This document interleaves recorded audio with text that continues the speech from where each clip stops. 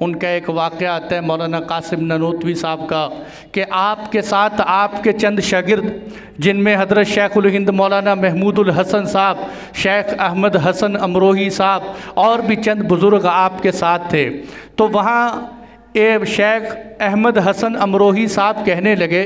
کہ وہ جو لال کنویں والی مسجد ہے نا، اس کے امام صاحب تلاوت بڑی اچھی کرتے ہیں۔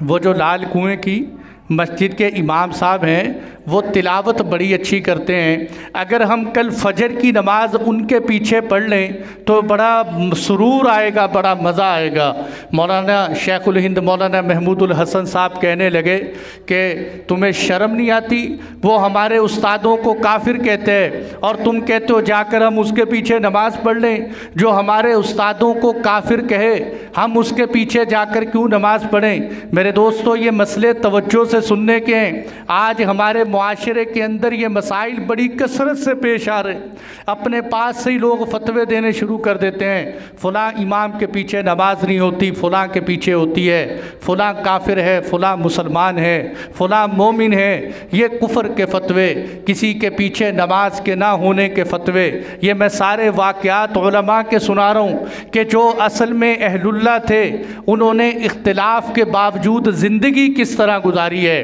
کہ حضرت کو شیخ الہند مولانا محمود الحسن صاحب کہنے لگے ہم اس امام کے پیچھے نماز نہیں پڑھتے جو ہمارے استاد کو کافر کہتا ہو۔ جب استاد کے کان میں یہ بات پڑی، مولانا قاسم نانوتوی صاحب نے یہ بات سنی تو سننے کے بعد ان سے کہنے لگے چلو بھئی کل فجر کی نماز ہم اسی امام کے پیچھے پڑھیں، کل فجر کی نماز ہم اس امام کے پیچھے پڑھیں گے جو ہمیں کافر کہتے ہیں۔ فجر کی نماز پڑھنے کے لیے جب چلے گئے، نماز پڑھنے کے بعد جب سلام پھیرا، امام صاحب نے دیکھا کہ شکل صورت سے کوئی عالم ٹائپ معلوم ہوتے ہیں، کوئی مولوی لوگ لگتے ہیں۔ انہوں نے کہا جی آپ کون ہیں؟ تعارف نہیں تھا، شکل سے اجنبی تھے، آپ کون ہیں؟ انہوں نے بتایا کہ جی یہ مولانا قاسم نانوتوی صاحب ہیں، یہ ان کے شاگرد ہیں۔ تو کہنے لگے اوہو، مجھے تو بڑی شرمندگی ہے، میں تو آپ کو صبح و شام کافر کہتا رہتا ہوں اور آپ میرے پیچھے نماز پڑھنے کے لیے آئے ہوئے ہیں۔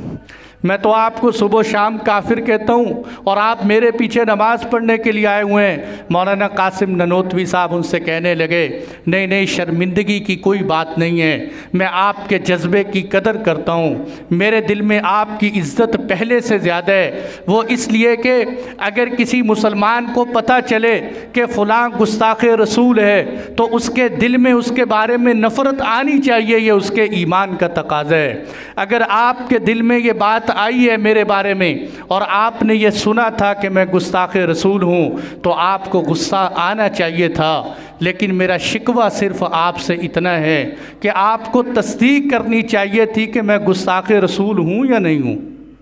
آپ کو میرے بارے میں تحقیق کر لینی چاہیے تھی، پوچھ لینا چاہیے تھا، اور میں آپ کو بتانے کے لیے آیا ہوں کہ یہ خبر غلط ہے۔ میں ہر اس شخص کو کافر سمجھتا ہوں جو اللہ کے نبی صلی اللہ علیہ وسلم کی شان میں ادنا سی گستاخی بھی کرے۔ میں ہر اس شخص کو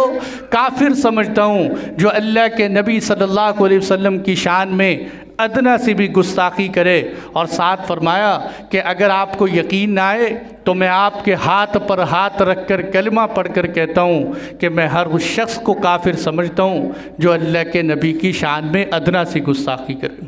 جب یہ بات کہی تو امام صاحب اس وقت جھکے اور پتہ چلا کہ حضرت مجھے معاف کر دے، مجھ سے غلطی ہو گئی، مجھے اس طرح نہیں کرنا چاہیے۔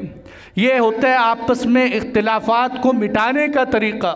کہ آپس میں اختلاف رائے کو حل کرنے کا طریقہ۔ آج میرے